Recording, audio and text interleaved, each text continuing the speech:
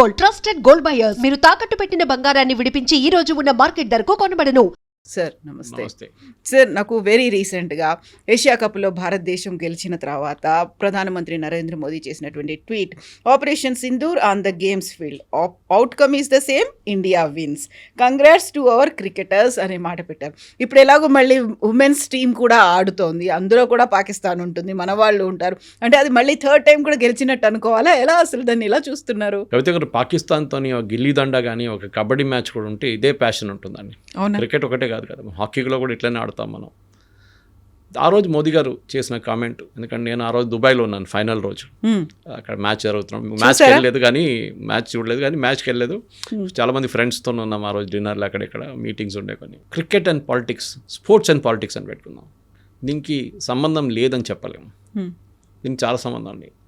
బర్లిన్లో మనం hockey final కలిసినప్పుడు Adolf Hitler Dhyan Chand అని పిలిచి, Dhyan Chand was a wizard, ఆ రోజు ఎన్ని గోల్స్ కొట్టారో ఆయనకి తెలుసు. దాని తర్వాత పిలిచి, నీకు అక్కడ ఏం చేస్తున్నారు ఇండియన్ ఆర్మీలు అంటే, ఈ సెట్ సిపాయి ఏదో చెప్పారు, నేను నీకు జనరల్ పోస్ట్ ఇస్తాను ఇక్కడ, general, I will make you general in the army here, come join us అన్నారు. కమ్ జాయిన్ అస్, జర్మనీకి వచ్చేసేయండి, ఇక్కడే ఉండండి, ఇక్కడే ఆడండి అని. ధ్యాన్ చంద్ రెఫ్యూస్డ్. పాలిటిక్స్ చూడండి అక్కడ, అది కూడా మనం చూసాం. సెల్యూట్ ఒకటి, హిట్లర్ సెల్యూట్ అక్కడ చేశారు in the Olympics, it's Berlin Olympics.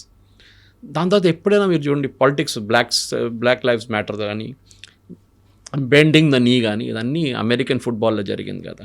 అప్పుడు ఎవరు పాలిటిక్స్ గురించి మాట్లాడలేదు. చాలామంది క్రిటిసైజ్ చేశారు, ఎందుకు పాలిటిక్స్ తీసుకొచ్చారు ఫీల్డ్లో అని చెప్పేసి. అప్పుడు కూడా మ్యూనిక్ ఒలింపిక్స్లో 11 మంది ఇజ్రాయలీస్ని చంపారు, అథ్లీట్స్ని, పాలస్టీనియన్ టెర్రరిస్ట్. అప్పుడు ఎవరు పాలిటిక్స్ గురించి మాట్లాడలేదు. పాలిటిక్స్ ఎందుకు మాట్లాడుతున్నారని అప్పుడు అడగలేదు. అందరు కండెమ్ చేశారు, అందరు చెప్పారు దీనికి ఇజ్రాయలీ అథ్లీట్స్ని చంపిన ఎందుకు, వాళ్ళు ఏం తప్పు చేశారు, మీరు వాళ్ళ సోల్జర్స్ని పోరాడండి, మీరు వాళ్ళ అథ్లీట్స్, అనార్మ్డ్ అథ్లీట్స్ని మీరు ఎట్లా చంపుతారని చెప్పి.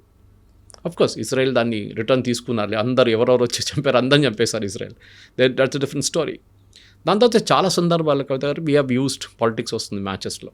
మీకు గుర్తుంటుంది, ఇండియా పాకిస్తాన్ మ్యాచ్ జరగంగానే ఇక్కడ మ్యాచ్, అది ఏషియా కప్ కాకుండా కానీ ఈ సింధూర్ ముందు జరిగిన మ్యాచెస్లో కూడా మ్యాచ్ కాగానే పటాకాలు కాలుస్తారు, మిఠాయిలు పంచిపెడతారు, ప్రొసెషన్స్ తీస్తారు. బార్డర్ వైపు ఏమో అక్కడ మన సోల్జర్స్ సెలబ్రేట్ చేసుకుంటారు, వాళ్ళ ఎయిర్లో ఫైర్ చేస్తారు, అన్నీ నడుస్తూ ఉంటుంది. పాకిస్తాన్ అనగానే ఇండియా ఇంగ్లాండ్ ఇంత ప్యాషన్ ఉండదు, ఇండియా ఆస్ట్రేలియా కూడా ఇంత ప్యాషన్ ఉండదు. బహుశా ఆస్ట్రేలియా ఇంగ్లాండ్ ప్యాషన్ ఉండొచ్చు, ఎందుకంటే వాళ్ళ యాషెస్ సిరీస్ అని ఒక సిరీస్ ఉంది, చాలా మనలాగానే రైవల్రీ ఉంటుంది. కానీ మనకు పాకిస్తాన్తో ఒక పగ ఉంది ఎప్పుడైనా కానీ. వీళ్ళని ఓడించాలి, ఏ గేమ్ అయినా కానీ. క్వార్టర్ ఫైనల్స్లో కూడా కొంతమంది అంటారు, ఒకసారి సెమీఫైనల్స్లో వచ్చి మనం ఓడిపోయాం ఏదో గేమ్లో, అందరూ డిప్రెస్ అయిపోతే చాలామంది అన్నారు, ఎందుకు డిప్రెస్ అవుతున్నారా, పాకిస్తాన్ ఓడించాం కదా చాలు, కప్పు కొట్టకపోయినా పర్లేదు, పాకిస్తాన్ మాత్రం అక్కడికి వెళ్ళొద్దు, మనం ఓడించాలి, వాళ్ళు కథ అయిపోయింది కదా మ్యాచ్, ఇంకెందుకు టెన్షన్ అంటున్నారు. ఈసారి జరిగినప్పుడు కూడా ఆపరేషన్ సింధూర్ తర్వాత ఈ గేమ్ ఫస్ట్ ఆడాలన్నా వద్దా అని చెప్పి పెద్ద కాంట్రవర్సీ ఉండే, మనకందరికి తెలుసు. అసలు ఎందుకు ఆడారు, షేక్ హ్యాండ్ ఇవ్వలేదు అనేది కూడా ఇంకో కాంట్రవర్సీ అయింది. నేను దుబాయ్కి వెళ్ళినప్పుడు చాలామంది అడిగారు, సురేష్ గారు మ్యాచ్ చూడడానికి వెళ్ళారా, మీరే చెప్తుంటారు, మళ్ళీ మీరే వెళ్ళారా మ్యాచ్ కంటే అని చెప్పాను. దానికోసం వెళ్ళలేదు, I gone for a different purpose, అక్కడ కొన్ని మీటింగ్స్ ఉన్నాయి, నాకు పిలిచారు అక్కడ, దానికోసం వెళ్ళని చెప్పాను నేను. కానీ ఆ మ్యాచ్ గ్రౌండ్లో జరిగిన ఆ రోజు జరిగిన టెన్షన్ అందరూ చూసాను. నాకు ఒక ప్రాబ్లం ఉంది, నేను ఎప్పుడు ఇండియా పాకిస్తాన్ మ్యాచ్ ఉంటే చూడను, అది లాస్ట్ 3 hours 2 hours ఇండియా గెలుస్తారని చెప్పి ఆ సిచ్యువేషన్కి వస్తున్నప్పుడు చూస్తాను మ్యాచ్ అనమాట. ఎందుకలా నాకు ఇప్పుడు కాదు, చిన్నప్పటి నుంచి ఉంది నాకు ప్రాబ్లం, టెన్షన్ ఉంటుంది నాకు తట్టుకోలేకపోతాను నేను ఆ టెన్షన్. సో దాన్ని అంతా టీవీ ఉంటే టీవీ ఆఫ్ చేసి పెట్టేస్తాను, లేకుంటే పక్కన బయటకు వెళ్ళిపోతాను, చూసుకొని చెక్ చేస్తూనే ఉంటాను. అప్పుడు మొబైల్ వచ్చింది కదా ముందు, అది కూడా లేకుండా మొబైల్లో చెక్ చేస్తూనే ఉంటాను, స్కోర్ ఎంత అయిందని. ఒక పొజిషన్కి వచ్చి మన గెలవబోతుందని, మొన్న కూడా అంతే కదా, but still the last over చెప్పలేము ఆసారి కూడా మనం, ఈసారి కూడా. కానీ మోదీ గారు చేసిన ట్వీట్ ఎందుకంటే ఆబ్వియస్లీ చేయకపోతే అడుగుతారు, ఎందుకు ట్వీట్ చేయలేదు మోదీ గారు, గెలిచారు కదా మ్యాచ్ మన ఇండియన్స్, ఇప్పుడు ప్రాబ్లం ఏంటి అని అడుగుతారు. ఇప్పుడు అడిగిన వాళ్ళే రిటర్న్ ఇంకో డైలాగ్ కొడతారు. రాహుల్ గాంధీ ట్వీట్ చేశారండి, చేయలేదు కదా. కొంతమంది దాని గురించి ట్వీట్ చేస్తే నేను ఇవాళ ట్విట్టర్లో రిప్లై చేశాను, ఖర్గే గారు చేయలేదు, సోనియా గాంధీ చేయలేదు, ప్రియాంక వాద్రా చేయలేదు, రాహుల్ గాంధీ ట్వీట్ చేయలేదు కంగ్రాచులేట్ చేసి, ఎందుకు చేయట్లేదని చాలామంది అడిగారు. నేను చెప్పింది ఏంటంటే sport is a sport, correct, దానికి పాలిటిక్స్తో సంబంధం లేదు. కానీ ఆపరేషన్ సింధూర్ తర్వాత స్పెషల్లీ ఈ మ్యాచెస్లో ఫస్ట్ మ్యాచ్లో మనం చూసాం 3 సార్లు ఓడించాం వాళ్ళని, షేక్ హ్యాండ్ చేయలేదు, పెద్ద కాంట్రవర్సీ అయిపోయింది. దాని తర్వాత ప్రెస్ కాన్ఫరెన్స్లో కొన్ని కామెంట్స్ పాలిటిక్స్ గురించి, ఆర్మీ గురించి, ఐఎమ్ డెడికేటింగ్ దిస్ మ్యాచ్ అని చెప్పి సూర్యకుమార్ యాదవ్ చెప్పినప్పుడు దానికి ఆయన మీద ఫైన్ వేసి 30% ఫైన్, మ్యాచ్ ఫీజు తీసుకున్నారు ఐసీసీ. కానీ లాస్ట్కి వచ్చేదాకా మనం ఈవెన్ లాస్ట్ కూడా షేక్ హ్యాండ్ చేయలేదు. లాస్ట్ రోజు ఫైనల్ రోజు టాస్ జరిగినప్పుడు నేను అఫ్కోర్స్ చూడలేదు, కానీ తర్వాత చదివాను దాని గురించి. టాస్లో కూడా ఇండియన్ కామెంటేటర్ రవి శాస్త్రి అనుకుంటాను, he speaking to the Indian captain. అక్కడేమో పాకిస్తాన్ కామెంటేటర్ పాకిస్తాన్ వాళ్ళతో మాట్లాడాలి. అప్పుడే డిసైడ్ చేసుకున్నారు వీళ్ళిద్దరిని ఎప్పుడు కలపకూడదని చెప్పేసి. సో రవి శాస్త్రి వచ్చి పాకిస్తాన్ క్యాప్టెన్తో నేను మాట్లాడను పోవంటే ఏం చెప్తారు? It's insult on the field. Politics అక్కడ దాకా వచ్చేస్తుంది అనమాట గేమ్లో. ఇదే షహీద్ అఫ్రీది ఆపరేషన్ సింధూర్ టైంలో ప్రొసెషన్ తీశారు, మీకు గుర్తుంటుంది, మోటార్ సైకిల్ మీద ఇండియన్ ఆర్మీని క్రిటిసైజ్ చేసుకుంటూ అది ఇది అని చెప్పేసి. ఇప్పుడు కూడా చూసాం, ఫస్ట్ మ్యాచ్లో కూడా చూసాం, గన్ తీసుకొని ఇట్లా కొడుతున్నట్లా, లేకుంటే ఎయిర్క్రాఫ్ట్ 6 ఎయిర్క్రాఫ్ట్ అని చూపించి సైన్ చేయడం అంతా పాకిస్తాన్ ప్లేయర్స్ చేశారు, ప్రొవోక్ చేయడం చేస్తున్నారు వాళ్ళు. కానీ మన దగ్గర గురించి జస్ప్రీత్ బుమ్రా కానీ కొట్టిన తర్వాత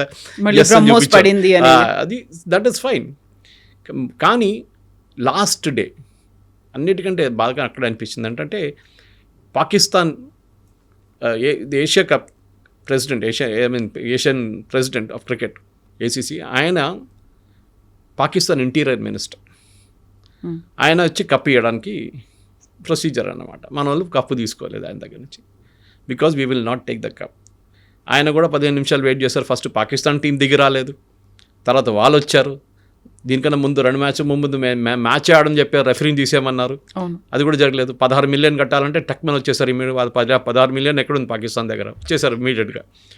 కానీ ఆ రోజు జరిగిందంతా ఇప్పుడు దాకా ట్రోఫీ మనకు అందలేదు. అది చేసింది కరెక్టా తప్ప అంటే అది వాళ్ళ డిసిషన్.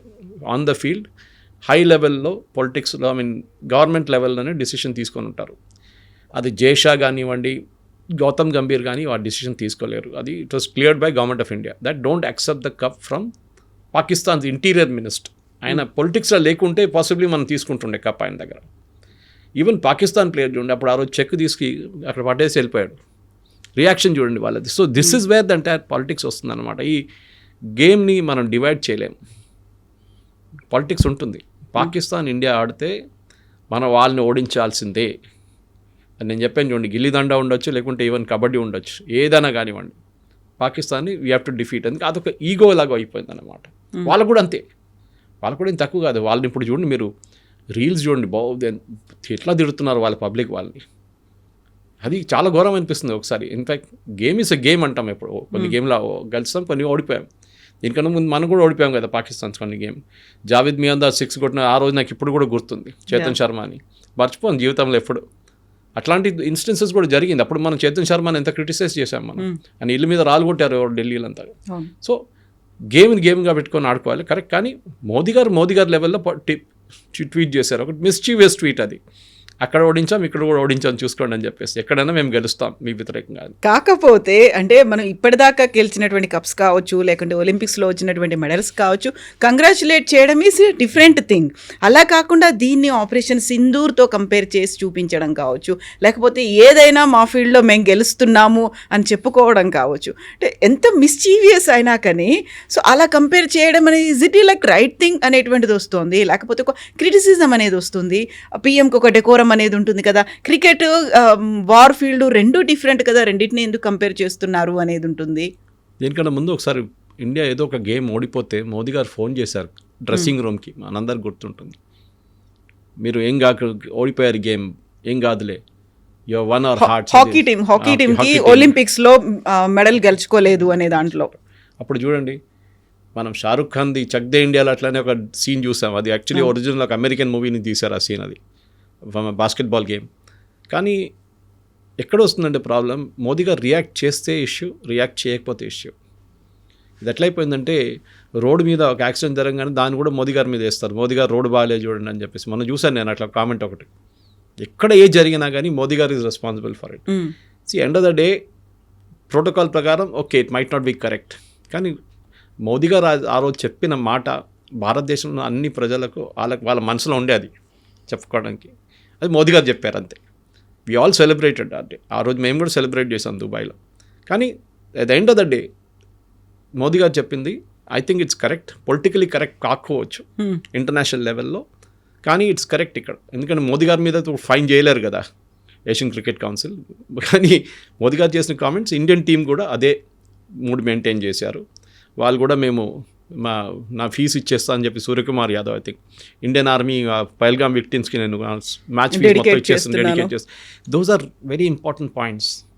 ఎందుకంటే చాలా మట్టుకు మనం చూసాం పొలిటిక్స్లో ఇజ్రాయెల్ ఇప్పుడు చెస్ ఆడడానికి వెళ్తే ఇజ్రాయలీ ఫ్లాగ్ యూజ్ చేయనియట్లేదు. ఆలోచించండి, ఏం తప్పు చేశారంటే ప్లేయర్లు. సరే వాళ్ళ పొలిటీషియన్స్ ఏం చేశారో గాజా ఉంటుంది అన్నీ ఉంటుంది, కానీ ఇజ్రాయలీ ప్లేయర్స్ని వాళ్ళ ఫ్లాగ్ కింద ఆడనీయట్లేదు. ఇప్పుడు కూడా రష్యా చూడండి, ఒకసారి యూఎస్లో జరిగినప్పుడు బాయ్కౌట్ ఉండే ఆ టైంలో, ఫ్లాగ్ యూజ్ చేయనియలేదు. సో వాళ్ళు of course this is not allowed. International లెవెల్లో మీరు ఆడుతున్నప్పుడు ఆ కంట్రీ ఫ్లాగ్ ఆ కంట్రీకి ఉంటుంది. మీకు ఏదైనా విభేదాలు ఉండొచ్చు వాళ్ళతోని, కానీ you have to allow them to use the countries flag. అది కాకపోతే మన ఫ్లాగ్ కోసం నిలబడతాం, మన ఫ్లాగ్ కోసం చనిపోతాం, రెడీ ఉన్నాం మనం, ఫ్లాగ్ కోసం ఉంటున్నాం, అంత ప్రెస్టీజ్ ఇష్యూ అనమాట అది. కానీ ఇక్కడ అది కాదు. ఆ రోజు జరిగిన దాంట్లో ఆ ప్యాషన్లో స్పెషలీ అంత క్లోజ్ మ్యాచ్ వచ్చిన తర్వాత కూడా 3 మ్యాచ్లు గెలిచిన తర్వాత ఇనీషియల్ వాళ్ళు ఇంత ప్రొవోక్ చేసిన తర్వాత కూడా పాకిస్తాన్ ప్లేయర్స్ మన ఇండియన్ ప్లేయర్స్ రియాక్ట్ కాలేదు. ఫైనల్లో బహుశా రియాక్ట్ అయ్యారు వాళ్ళు.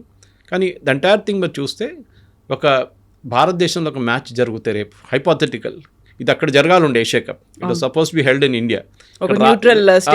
మేము ఇక్కడ రాం, ముందు షార్జా ఉండే, మీకు గుర్తుంటుంది కవిత గారు, షార్జాలో చాలా ఫేమస్ అయిపోయింది. షార్జా ఆ టైంలో అన్ని క్రికెట్ అన్ని షార్జాలో నడుస్తుండే. ఎక్కడ అప్పుడు మనకు ఆపరేషన్ సింధూర్ లేదు కదా, మళ్ళీ ఎందుకు షార్జాలో ఆడుతున్నాం మనం. పాకిస్తాన్ ఇండియాకి రాకూడదు, ఇండియా వీసా ఇవ్వకూడదు వాళ్ళకి, ఇదొక పుకారం ఉండే ముందు నుంచి. ఇది కూడా అంతే సంగతి. సో రేపు కూడా ఇంకో మ్యాచ్ జరిగితే బహుశా మనం గెలుస్తామో ఓడిపోతాం, కానీ we should take it in the right spirit.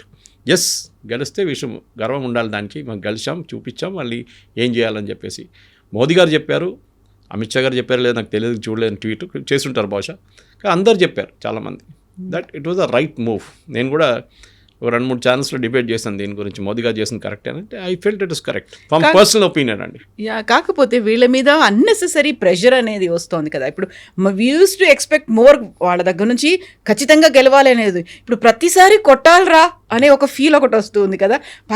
Pakistan అంటే వీళ్ళకి దుమ్ము తీయాలో లేకుంటే ఇంకోటో. ఇప్పుడు సేమ్ మళ్ళీ ఉమెన్స్ టీమ్ ఆడుతోంది, we expect the same thing from them. అలాగే జరగాలి, మళ్ళీ పాకిస్తాన్ తుక్కు కింద కొట్టాలి, ఇలాంటి కామెంట్స్ అంటే అన్నెసెసరీగా వీళ్ళ మీద ప్రెషర్ బిల్డ్ చేయట్లేదా మనం? ఉందండి. ఈవెన్ హాకీలో చూడండి, ఒక టైంలో ట్రెడిషనల్ హాకీ వాజ్ నెంబర్ 1. అప్పుడు ఇండియా పాకిస్తాన్ అంతా ఎప్పుడు ఫైనల్స్కి వస్తుండే.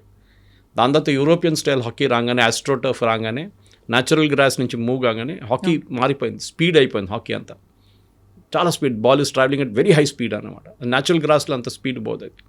దానికోసం ఆ టైంలో ధ్యాన్ చంద్ కానీ, అశోక్ కుమార్ కానీ, ఈవెన్ మన దగ్గర ఉన్న ముఖేష్ మన సిటీ నుంచి, వీళ్ళందరూ ఆ time they grew up training తీసుకున్నారు. వాళ్ళు దాని నుంచి మళ్ళీ ఆస్ట్రోటర్ఫ్కి వచ్చినప్పుడు గేమ్ అంతా మారిపోయింది. ఇప్పుడు చూడండి, ఇండో పాకిస్తాన్ హాకీ మ్యాచ్ కూడా మనం ప్యాషన్తో ఆడుతాం. అది అజ్లాన్ కప్ ఉండొచ్చు, ఇక్కడ ఏషియా కప్ ఉండొచ్చు, ఏదైనా ఉండొచ్చు. We play with that passion. Champions trophy ఉండొచ్చు. కానీ నేను మళ్ళీ అది రిపీట్ చేస్తున్నాను, భారతదేశం పాకిస్తాన్ ఆడిన ఏ గేమ్ అయినా కానివ్వండి, ఉమెన్స్ ఉండొచ్చు, ఈవెన్ పిల్లల గేమ్ ఉండొచ్చు, చెస్ ఉండొచ్చు, పాకిస్తాన్ ఓడించాల్సిందే. Because it was created like that. It was a religion state. మనం వాళ్ళకి ఇచ్చిన తర్వాత మళ్ళీ మన మీద వచ్చి వాళ్ళు దాడి చేస్తున్నారు, వాళ్ళని ఒక లెసన్ నేర్పియాలి మనం. కానీ ఎన్నిసార్లు చెప్పినా కానీ మళ్ళీ వాళ్ళు తిరిగి వస్తున్నారు. అండ్ వాళ్ళు కూడా చూడండి, పాకిస్తాన్ వైపు నుంచి కూడా చూడండి, ఆ హేట్, భారతదేశానికి వ్యతిరేకంగా ఉన్న హేట్ చాలా క్లియర్. మన దగ్గర ఎవరైనా ప్రొసెషన్ తీశారా ఆ రోజు షహీద్ అఫ్రీది లాగా? జావేద్ మియందాద్ కొట్టినట్టు కామెంట్ ఎవరైనా కొట్టారా? జావేద్ మియందాద్ ఒక 6 కొట్టిన తర్వాత ఇంకో రోజు ఒక మంకీ జంప్ చేశారు హర్భజన్ సింగ్ ముందు, అందరు గుర్తుంటుంది. అది కూడా ఆ ప్యాషన్ ఆ ఫీల్డ్లో ఉంటుంది. అండ్ స్లెడ్జింగ్ అనేది కూడా ఎక్కువ ఉంది peak stage. Sledging is mostly with Australians ఎక్కువ, కానీ మన దగ్గర స్లెడ్జింగ్ కాదు కదా. స్లెడ్జింగ్లో ఒక లాంగ్వేజ్ ఇంకొకరికి అర్థం కాదు. ఇక్కడ వీళ్ళిద్దరు హిందీలోనే మాట్లాడుకుంటారు. సో అందరికి తెలిసి ఏం మాట్లాడుతున్నారు అనేది చాలా క్లియర్ అన్నమాట. సో దిస్ ఎంటైర్ కాన్సెప్ట్ అనేది ఇప్పుడు కాదు, అది జావేద్ మియాందాద్ టైం నుంచి, దానికన్నా ముందు ఇమ్రాన్ ఖాన్ ఉన్నప్పుడు కానీ, వసీం అక్రమ్ ఉన్నప్పుడు ఆ పాలిటిక్స్ అప్పటి నుంచే ఉంది. It is only now operation Sindoor జరిగిన తర్వాత ఇంకా కొంచెం అక్యూట్ అయిపోయింది అది.